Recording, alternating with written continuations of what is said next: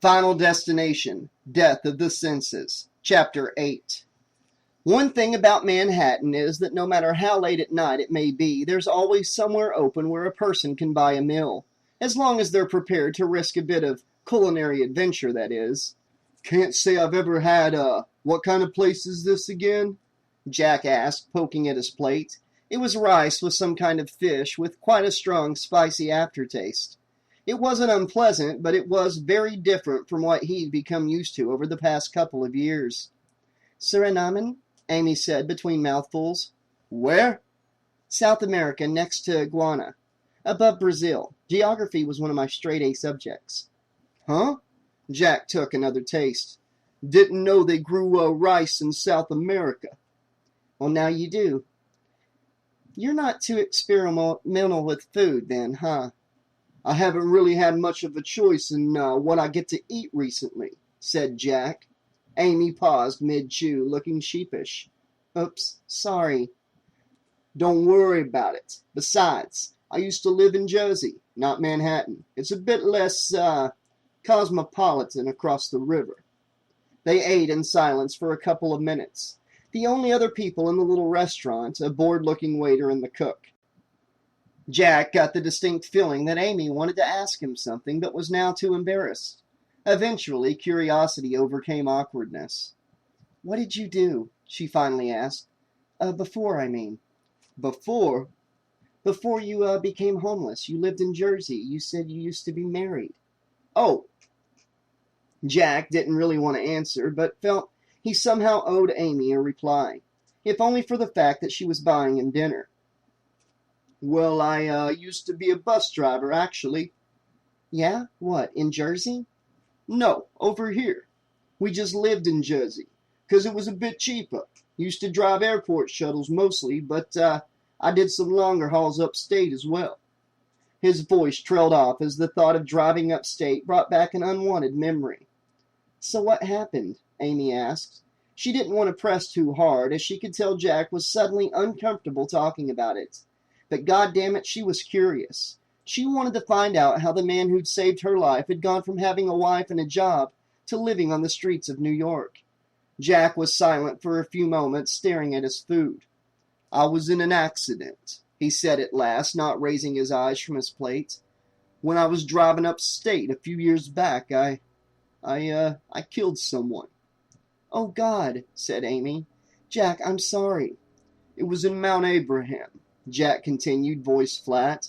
The bus company had put these new rules into place about meeting timetables, about how the drivers would have penalties if they ran late too often, and you know what it's like getting out of the city sometimes, so all the drivers had to speed once they got on the open road if they wanted to have any chance of meeting that timetable.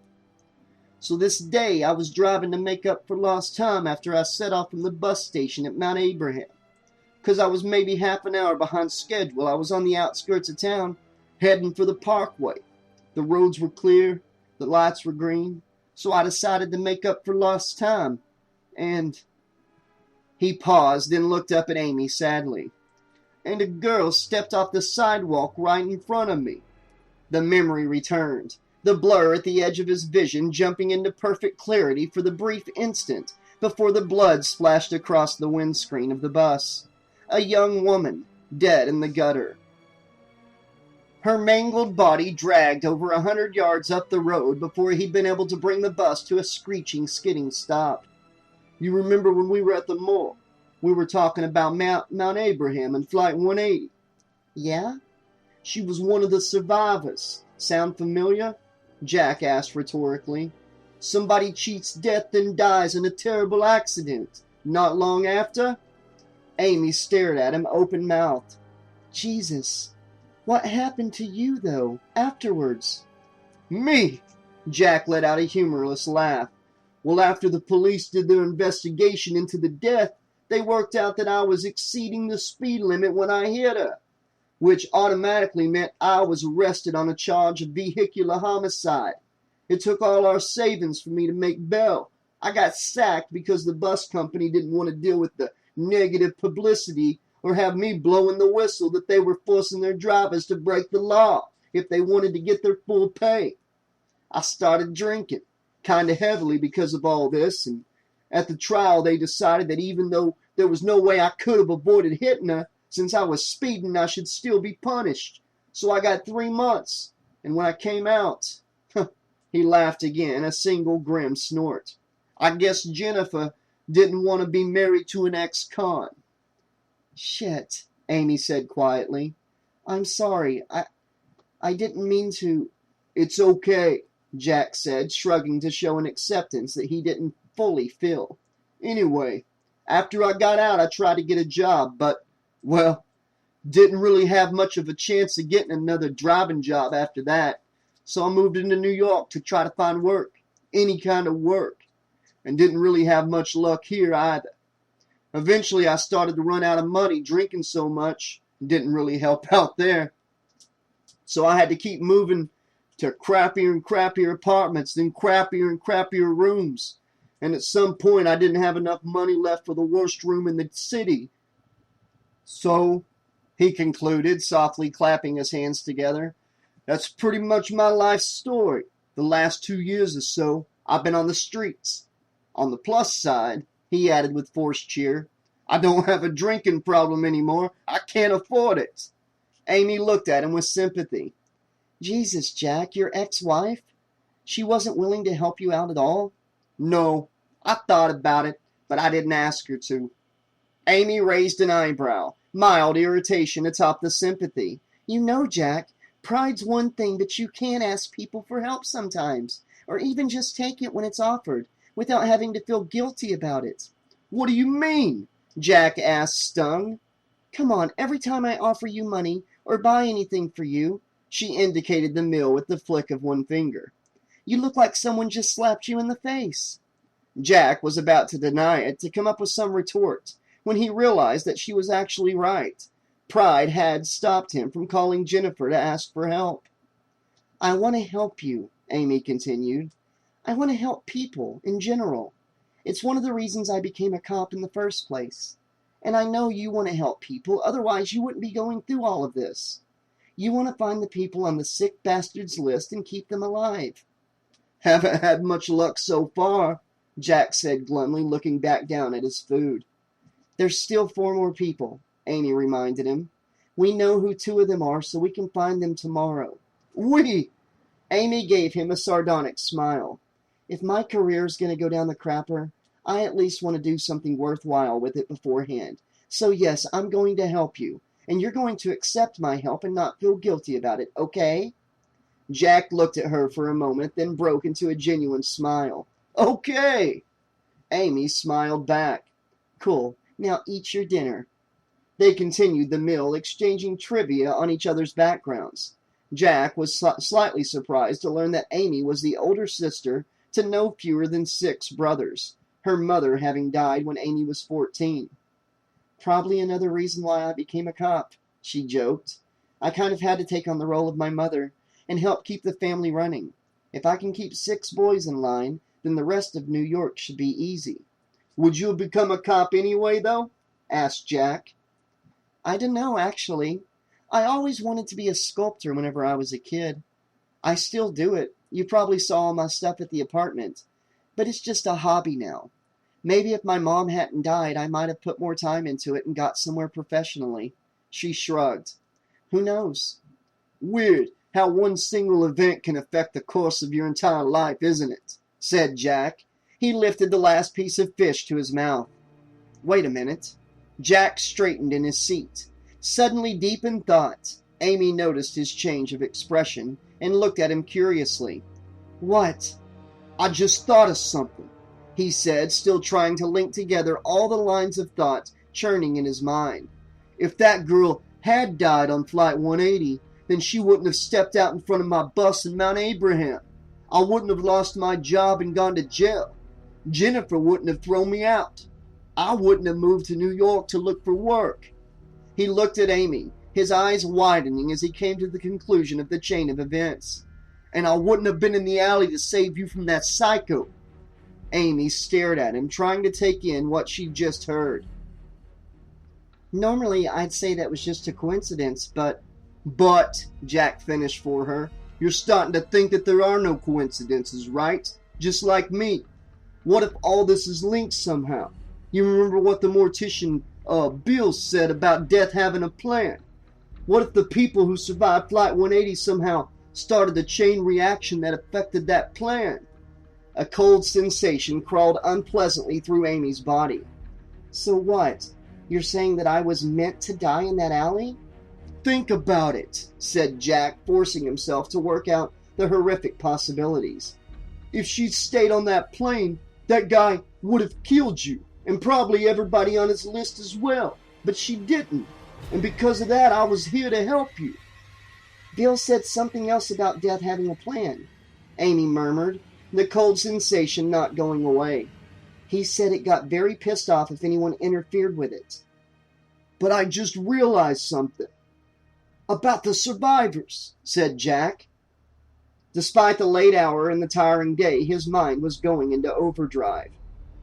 They got off that plane in the first place because one of them had a premonition, a vision, just like the one I had. They saw the plan and were able to change it. Jack, said Amy, voice subdued. I just remembered something about Flight 182. All the survivors died, all of them. There was a whole conspiracy theory thing going on in the papers afterwards. Chelsea and Donahue are already dead. What if the same thing happens to everyone our guy would have killed as well? What if death finds another way to kill them? The hint of fear on her face meant she had no need to say out loud that she included herself in that group. But, Jack said, gesticulating, I wasn't one of the people on the guy's list. I was never meant to be a part of all this. But somehow, because of Flight 180, I am. Maybe that means I can still help save the others. Amy was unconvinced, but Jack's theory was vastly preferable to the alternative. You really think so? I have to, Jack insisted. Look, I killed one of the Flight 180 survivors. Maybe this is my way of atoning for that, somehow, by saving others' lives. Maybe, said Amy. I hope so. She checked her watch. Geez, it's after midnight. We'd better get moving. I get the feeling these people want to close up and go home. She looked over at the waiter and cook who were leaning against the kitchen doorway, watching them sidelong, and waved at them. The waiter hurried over, the bill already in his hand. He seemed unsure who to present it to. Amy gave Jack a meaningful look as she accepted the bill. I'm not saying anything, he said, holding up his hands. Glad to hear it. Amy dug out money for the meal and a generous tip, which seemed to lighten the mood of the waiter. Shall we go? Back at Amy's apartment, Jack put the blankets on the couch while Amy was in the bathroom. He took a closer look at some of Amy's other wire sculptures as he waited for her to emerge. He was the first to admit that he was no expert, but what she'd done looked perfectly good to him, now that he was able to figure out what they represented. Birds and animals mostly. A cat, a toucan, an eagle with its wings outstretched. Could she have been good enough to become a professional sculptor if she hadn't had to accept a place of authority in her family? Jack had no idea, but it was certainly an interesting what-if thought. Another similar thought was never far from the forefront of his mind. What if he was there for a reason? Could he save the killer's intended victims? So far, he'd only saved 1 out of 3. Not a favorable number. But now that he knew what he was up against, now that he knew the signs, Amy emerged from the bathroom holding something in one hand. Here, she said, I got this for you. Jack looked at what she was holding. A toothbrush? I thought you might need it. And no, it's not a comment on your breath or anything, she quickly added. I just can't imagine what it must be like not being able to clean your teeth. Jack took the toothbrush and grinned. Meh, it's kind of like being French, I guess. Amy giggled. Thanks. No problem. She turned to leave, but stopped at her bedroom door, looking back at him. Jack, everything you told me tonight about your life? Yes? Amy paused for a moment before answering. I really appreciate that you were able to be so honest with me. It must have been hard, all of it. It was, said Jack, but it's, He glanced around the apartment, then back at her. It's been a little easier the last couple of days. despite everything. Thank you." Amy smiled, charmed. "My pleasure. See you in the morning, Jack. Good night." He stood for a moment, staring at the door as it closed behind her, then held up the toothbrush. Some things had been easier. He didn't want to think about what would happen when, one way or another, they became harder again. Instead, he went into the bathroom, ready to make himself feel completely clean for the first time in 2 years.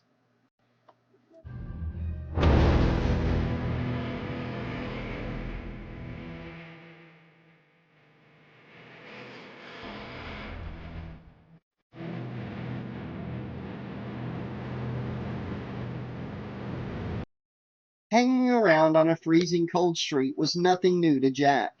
But after the last couple of days, when he'd actually had a roof over his head, proper meals, and the chance to get properly cleaned up, it felt very much like going 2 steps back. He hadn't had much time to worry about what would happen to him once the whole thing was actually over. Even during the time he'd spent sitting, waiting in the reception area at Donahue's company, he'd been more concerned about wondering how he was going to convince a bunch of wealthy celebrities that their lives were in danger. But with an icy wind trying to cut through the warmth of his new clothes, the depressing possibility that he was going to have to return to life on the streets was sinking in. Amy wasn't going to let him sleep on her couch forever. That was for certain. He stamped his feet into the snow, covering the sidewalk, partly to try to keep the blood flowing and partly to shake off the gloom that had come over him, as he looked up and down the street, wondering when Katie Aston was going to show up. Jack wasn't the only person waiting for her. The bland downtown steel and glass office tower that was home to Katie's television studio was housed plenty of other businesses, but he doubted that the little crowd of people hanging around outside were awaiting the arrival of any of the lawyers or accountants or dentists who shared the building. Nothing better to do for the moment, he took a look at the other people who were braving the cold to meet Katie. They were mostly women, which surprised him slightly. He would have expected somebody with Katie's looks and background to have attracted more men, though the handful of mostly middle-aged men present did have a slightly seedy, sweaty look to them, suggesting their reasons for turning up weren't entirely driven by an urge to share in the love of the Lord. There was a clear age divide amongst the women. The older ones, big-haired, make-up, cake suburbanites, the kind of women he'd expected to find organizing church bake sales or attending PTA meetings. The younger women, girls more accurately, looked more like they were waiting to scream at Britney Spears or some other pop star than an actress turned televangelist. The fact that each girl was accompanied by a big-haired suburbanite suggested they'd gotten full parental permission to skip school for this particular event. Katie Aston seemed an unlikely kind of televangelist. The ones he'd seen on TV in the days when he'd had a TV had always struck him as the most ridiculous, showboating extreme of the clergy, orange-tanned buffoons bellowing about hellfire and damnation as they demanded money to build their fancy churches. He had a hard time picturing the perky blonde with dating difficulties he remembered from her sitcom days as a Bible-thumping preacher. On the other hand, she had been an actress. Maybe this was just another kind of a role. The psycho had obviously found her particular interpretation offensive enough to want to kill her for it. And her slogan was, "Feel the love." After all, another sense for his collection. Severed bloody hands on the circular table in the warehouse. The image flashed unbidden through his mind. All the signs suggested that Katie would have been the third intended victim of the killer. With Chelsea and Donahue already dead, that meant she was next. It was up to Jack to convince her that while the killer might be dead, the threat to her life was anything but. The smell of hot dogs wafted through the cold air. Normally, the scent would have made him feel desperately hungry. But today, after a decent breakfast, the only feeling it gave him was a purely greedy desire for the traditional New York food. Mix of ketchup, mustard, and onions. Junk food, in other words. He resisted the temptation. A few of the waiting people couldn't, however, drawn almost magnetically to the gleaming steel cart. The elderly man wheeling it along the sidewalk clearly knew the best times and places to find potential customers. He was just wondering if Amy was having any better luck finding Dominique Swan when the mood of the waiting crowd changed. "Here she comes!" somebody squealed. People surged forward to the curb, looking excitedly up the street. Jack followed their gaze to see a black Cadillac stretch limo approaching. The limo pulled up outside the building, the waiting people immediately shuffling and skipping excitedly to position themselves right by its rear door.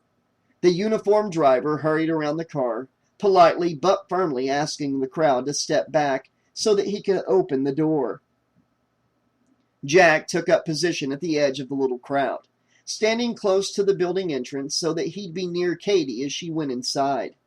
The driver swung the door open, and the waiting people's mood instantly changed from expectant excitement to out-and-out delight. Being considerably taller than anyone else in the crowd, Jack was able to get a clear look at Katie Aston as she stepped onto the street. The picture he'd seen on the billboard hadn't done her justice. Katie Aston had entered adulthood very successfully, Jack had to admit. No longer bottle blonde, her hair had reverted to a natural reddish brown, and her face had lost most of its teenage roundness to take on a more sculpted shape. She smiled at the crowd as she got out of the limo, a long dark overcoat flowing around her almost like a cape as she stood. No orange tan here, and no garish polyester televangelist clothing either. She was fashionably turned out, in a close-fitting blue dress and heels. "Hey, hi, how are you all doing today?" she asked, seeming genuinely pleased, though not surprised, to see the people waiting for her. Some of the waiting crowd seemed to be regulars, as Katie was greeting people by name, in no hurry to get inside despite the cold. She asked about one woman's family and listened attentively to her answer before moving on to the odd young girl next to her. She certainly knew how to work a crowd. Though the way she was going, it looked as if she was going to talk to everybody personally before she actually reached Jack. She even called over to the hot dog vendor by name, getting a cheery wave back. It took almost 5 minutes before Katie finished asking about the health of a relative here, making assurances that keeping the faith would help things turn out better there. Finally, having worked her way slowly across the sidewalk to the glass doors of the building, she ran out of adoring fans to chat to. Turning to address them, she said, "Wow, I'm really touched by your devotion, especially in coming out to see me on such a cold day." The crowd laughed. "But remember," Katie went on more seriously, "it's not me who deserves your devotion, but the people I work for, the Lord God and His Son, Jesus Christ." A few responses of amen came from the crowd. Follow their teachings, follow their word. Offer to help the people around you who need it, and you will receive your reward in this life or in the next. Her voice rose to a grandstanding chant as she held up her hands. "See the light and feel the love," the people chorused as if responding to a catchphrase, which they probably were, Jack thought. He remembered that the words had been on Katie's poster. Katie finally headed for the doors. Jack, who had by this time moved back from the edge of the crowd to lean against the wall, stepped forward to intercept her. Her driver, until now hanging back inconspicuously, suddenly materialized at her side, regarding him suspiciously. Close up, the driver seemed almost as wide as he was tall. "Hi, Miss Aston?" "Call me Katie," she said, quickly looking Jack up and down and extending a hand. "What can I do for you?" Jack." He took Katie's hand, getting a firm but fast shake in response. "Listen, I need to talk to you. It's very important." "I'm really sorry, Jack," she said, sounding sincere, "but I've got to go and record my show now. You're welcome to come in and watch the show, though." "No, this is really important," Jack insisted. "Your life's in danger." The sudden silence made Jack slowly glance around at Katie's fans. Even though he'd tried to keep his voice low and calm to avoid sounding like some kind of raving maniac, apparently every single one of them had heard him, and they were now staring at him with expressions that suggested they'd just seen him handing their idol a fresh turd. By the time he looked back at Katie, he couldn't help but notice that her driver had interposed himself between them. "Not from me," he hurriedly qualified. This wasn't going to go any better than when he tried to warn Donahue. He could already tell. "What do you mean? Her life's in danger!" shrilled one of the big-haired women, her oversized earrings shaking. Some of her companions started asking similar questions, closing in around Jack. Jack ignored them, turning his attention back to Katie. "Look," he said, "this is kind of hard to explain, but believe me, I'm not the danger. If I can just have like 5 minutes, you can have your bodyguard here with you if you like." "I'm sorry, Jake," Katie said, clearly uncomfortable, "but I really do gotta get going. And if you think my life is in danger, you should tell the police. If there's any problem, they can handle it, okay?" "They wouldn't believe me if I did," Jack sighed, realizing this was going nowhere. "People believe a lot of things, Jack," said Katie, managing to sound both sympathetic and slightly patronizing at the same time.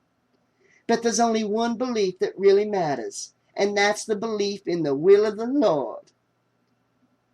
"That's what this might be," Jack complained, but Katie ignored him. "Believe in that and you'll find what you need to help you through this time in your life. Now I've got to go, sweetie. I'm sorry I couldn't help you." She stepped away, looking back over one shoulder and raising a hand to the crowd. "See the light and feel the love," they called back. The driver stood at the door, blocking Jack's path and glowering sternly at him until he stepped back. Once he was sure Katie had disappeared into one of the elevators, the driver finally returned to the limo and drove off, leaving Jack alone under the hostile stares of the crowd. He put up his hands. Feel the love," he offered with a weak smile.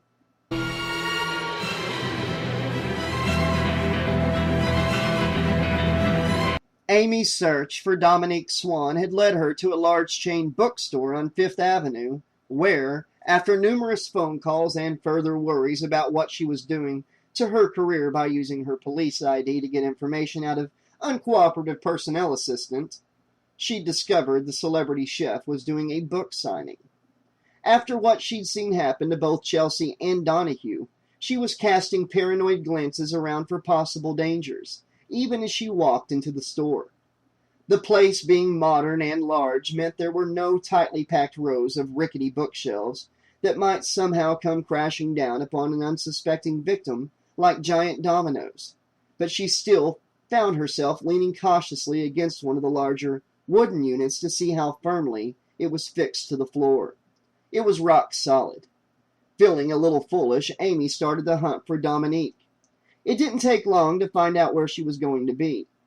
Rack upon rack of her latest book directed her through the store almost as soon as she came through the doors, and there was already a long line of people snaking away from a large table on the second floor, all holding copies of Sensual Kitchen. To Amy's amusement, more than a few of the people in the line were middle-aged men. Well, if they couldn't get their pleasures the same way they used to, they might as well get them some food. She started to feel uneasy when she saw that the table where Dominique was going to sit was almost directly below a coffee shop.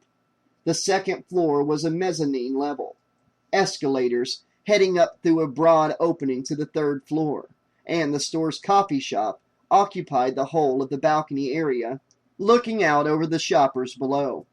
Could somebody be killed by coffee? Amy thought about it for a short while, then decided that the chances of being killed by a drink were slim, to say the least. But that didn't mean there weren't other potential dangers. The balcony might collapse. Dominique might get blood poisoning from accidentally stabbing herself with a pen. Jesus, she muttered to herself. While the threat was real, she was now totally overreacting to it. Just about anything could technically be used in some way to kill somebody, but some were more likely than others. Based on recent experience, flames, automobiles, and sharp objects were the biggest dangers, and none were in evidence inside the bookstore. She checked her watch. By now, according to what they'd been told the day before, Katie Aston should have arrived at her studio to record her show. She wondered how Jack was faring with her. Should have bought him a cell phone, she told herself. Should have bought two, in fact. Her own phone had perished along with Donahue. At least she assumed it had, and even if it had somehow survived, she wouldn't have wanted it back. There had been a lot of blood splattered over the wall of his garage. The book signing was due to start soon. Should she try to have a word with Dominique when the opportunity arose, or simply join the line to speak to her? After seeing how much the line had grown in just the last few minutes, Amy decided to wait and see what happened. Dominique Swan disliked book signings. Yes, there was a certain amount of ego gratification to be had from a non-stop stream of praise, that much was true. But the repetition! There was a limit to the number of times in one day she could hear the same banal comments over and over and over again without wanting to scream. Your recipes put the spark back into my love life. Where do you get your ideas? Do you, blush, smirk, use your own recipes to get you in the mood? The book's not for me, it's for my wife, but please sign it to me as well anyway. Ugh, somebody please say something new today. Her PA for the day, a bright if somewhat nervous girl from the publishing company, was on her third coffee of the morning and was already suffering the effects of excessive caffeine. Is there anything else you need? She asked. No, I'm fine, Dominique told her. Anything at all? No, I'm fine. Are you sure there's nothing we can get you? Added the manager of the bookstore, a middle-aged man called Frank, who had, to Dominique's complete lack of surprise, been more than happy to let her use his office as somewhere to wait before the signing, as long as he could have a bit of a chat with her, of course. Since Dominique had dressed to impress, as she always did for public appearances, today wearing a form-fitting peach silk blouse, tight leather mid-length skirt, and black stilettos, the man could barely chat for all the drooling he was doing. This was another bit of ego gratification for her, of course. I'm fine, she repeated, looking at her Breguet watch. It was already past time for the signing to start, but being a couple of minutes late would add a little buzz to the event. She's late. I've been waiting here so long. Is she even going to turn up? What if she's not coming? Oh, thank God, there she is. Dominique smiled, as much to herself as to the long line of fans waiting for her. It could be so easy to manipulate people sometimes. Well, better get down to it. As Frank and the PA escorted her to the table, she quickly ran her eyes up the line to see what the day had in store for her. As usual, there was quite a large male contingent, and as usual, she suspected that a fair number of the men buying her recipe books had never made anything more involved than spaghetti, leaving the cooking to their wives. So she arched her back slightly in order to thrust out her chest and exaggerate the wiggle of her hips as she walked past, which got the response she was after. More importantly, practically everybody in the line was holding at least one of her books. At $35 a pop, no discounts on the offer today, and the generous royalty rate she'd prized out of her publishers, it would all add nicely to the already impressive amount of money she had in the bank. And she still had another 2 signings in the city later in the day. Not bad going for a girl from Little Italy, dumping nobody to culinary sex symbol in 8 years. All thanks to a bit of a diet, a lot of exercise, talent in the kitchen, a good hairdresser, and some contact lenses. The smile that thought produced was all for herself. She stood waiting for a moment, beaming at the crowd, while Frank gave her a very flattering, if over-egged, introduction that netted her a round of applause at the end. Finally, sitting down, she took a quick sip of mineral water from the glass the PA had just filled, and looked up to see who was first in the queue to get their copy of Sensual Kitchen signed.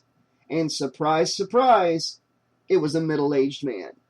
Dominique paid even less attention to what was going on outside the rope barrier that the store had set up to herd her fans than to the already repetitive banalities they were spouting as she cheerily signed their books. Another $35, thank you, cha-ching. So she barely registered the American Chinese girl hanging around nearby. She glanced up when the girl seemed to be about to duck under the barrier, only to be stopped by one of the store's security guards. Some people just couldn't wait to meet her.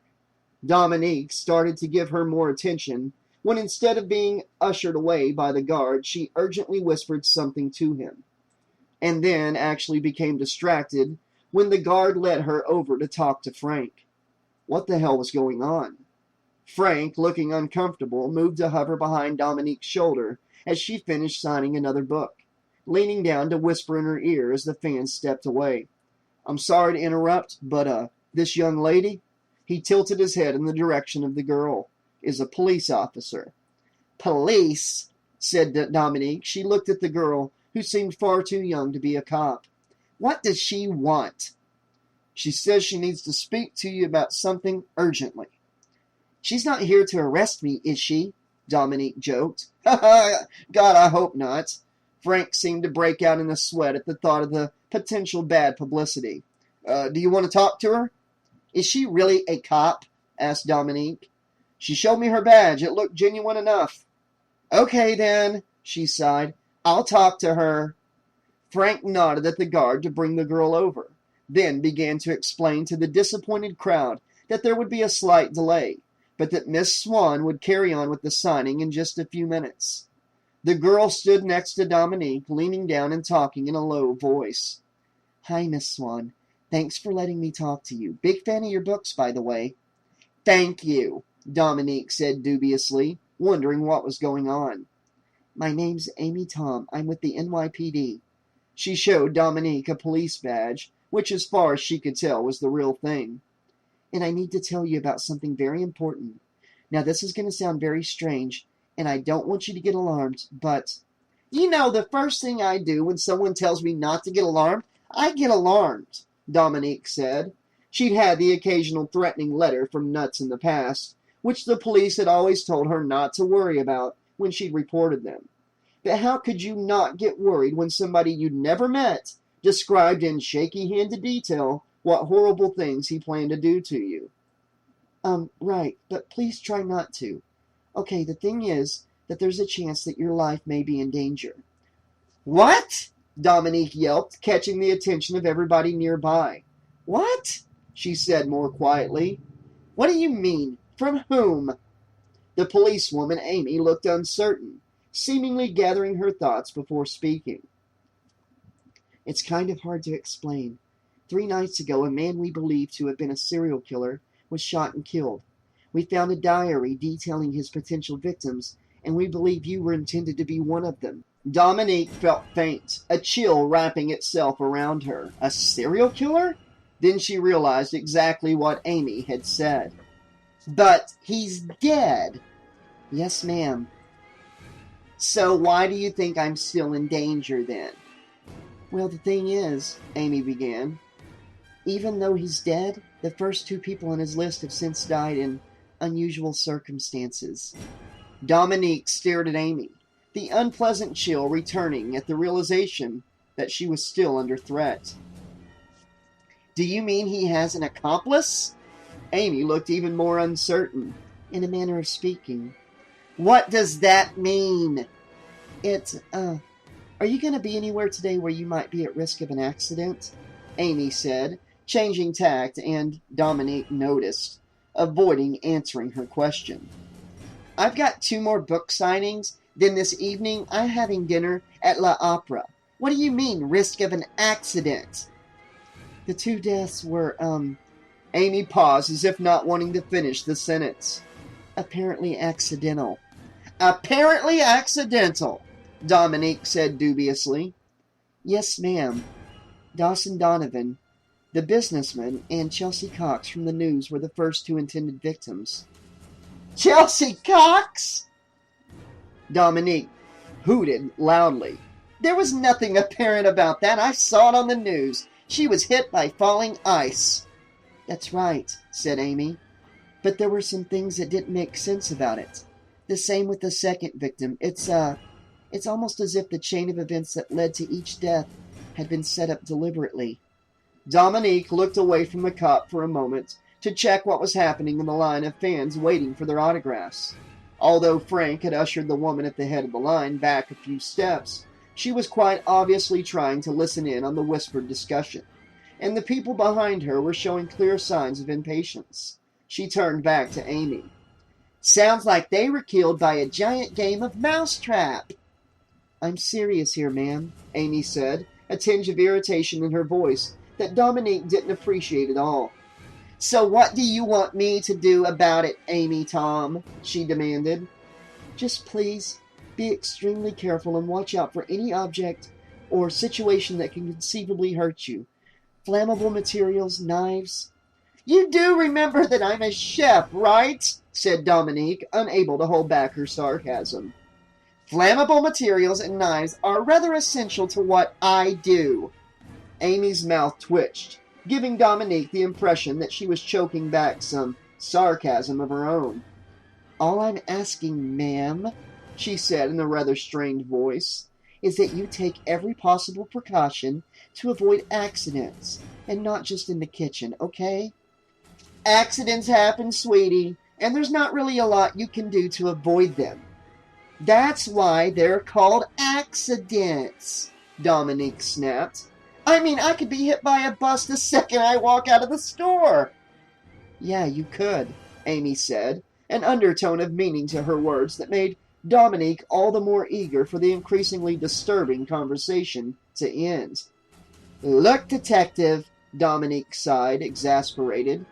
I'm glad that the NYPD is taking such an active interest in accident prevention, but don't you think you'd be better off spending your time catching murderers and rapists than holding up my book signings?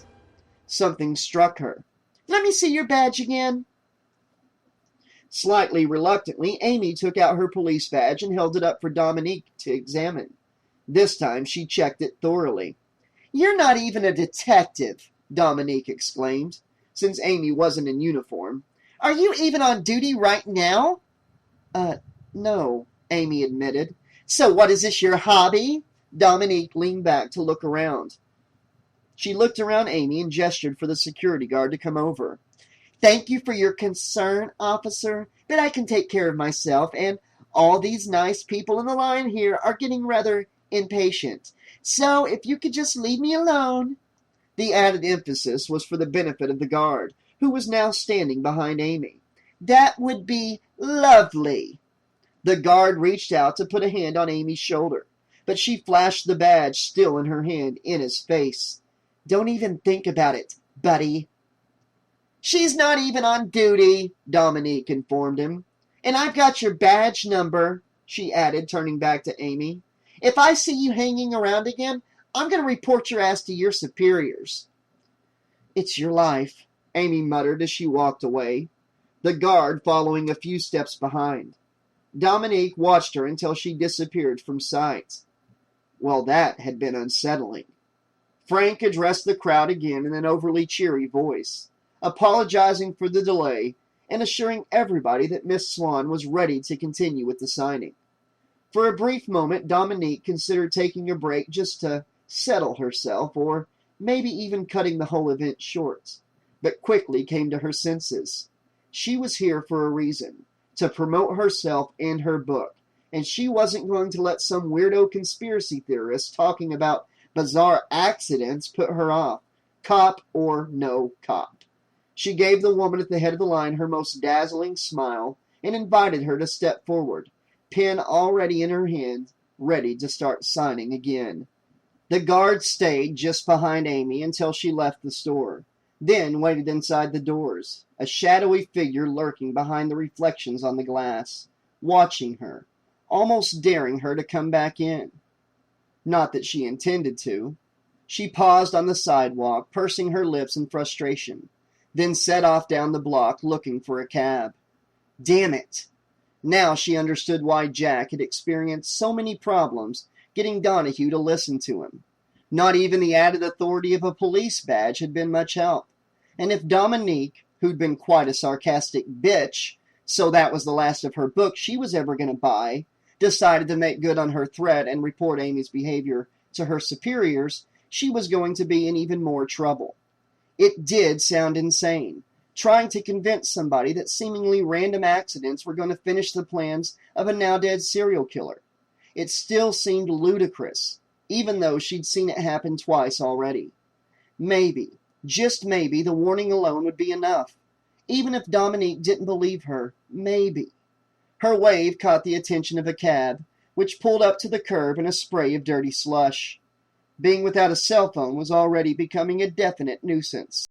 She hoped Jack would still be waiting for her at Katie Aston's studios.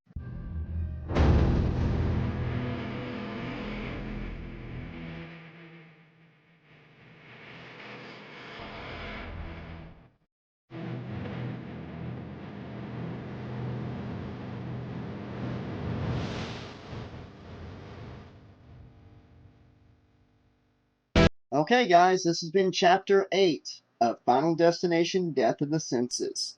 There wasn't a whole lot going on in tonight's chapter, but it was a very long and very good chapter as far as character development goes and moving the plot forward.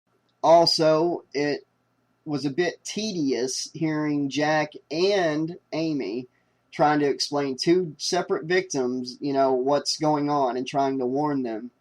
And on one hand, you had the televangelist who was real sweet and nice about turning him away. And then on the other hand, Amy, unfortunately, had just a sarcastic bitch talking to her about everything and ignoring all of her warnings and threatening her. That was a lot of fun. Who would believe it? I'm guessing, I've not read this book yet, and I'm not going to skip ahead and find out. But I'm guessing, the warnings have been placed. At least with one of these characters, something's going to almost happen, and they're going to go running back to Jack or Amy. That's at least what I'm hoping for. That's the path I'm wanting the story to go. To see some of these people that pushed them away when they tried to warn them, some of these people to come back and be like, okay, I'm all ears now. What the hell's going on? How can you save me? So yeah, that's what I'm looking forward to. I hope that happens. And I especially enjoyed and appreciate the throwbacks to the first movie again. Earlier in the book, they did this with Bloodworth, the mortician, the coroner guy. But in this chapter, they did it where Jack brought up the stuff about he was the bus driver that freaking ran over the girl in the first Final Destination movie. He was driving the bus.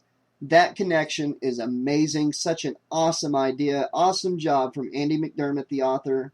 I'm really excited to see if that plays out more. Because if you remember in Final Destination 2, all those characters bring up the fact that Death was working backwards to fix the mess up of the people that died, that didn't die in the airplane and had to clean up that mess, but because they lived in the first movie a little while longer than they were supposed to, it changed stuff where these other people in Part 2 were supposed to die, but they didn't. So I'm curious to see if the whole Death working backwards to clean up its messes and its mess-ups is going to get brought out more in this book. I'm really excited about the future of this book. I cannot wait to find out what happens next, how it ends. Let me know in the comment section what you guys think, and drop a like. Please, guys, if you haven't done so already, subscribe to the channel. Check out the merch store. It would really help out a lot. And, guys, I will be back very soon for more of this awesome book, Final Destination, Death of the Senses. Until then, this has been your friendly neighborhood 80s slasher librarian saying, thanks for listening, and you can't cheat death.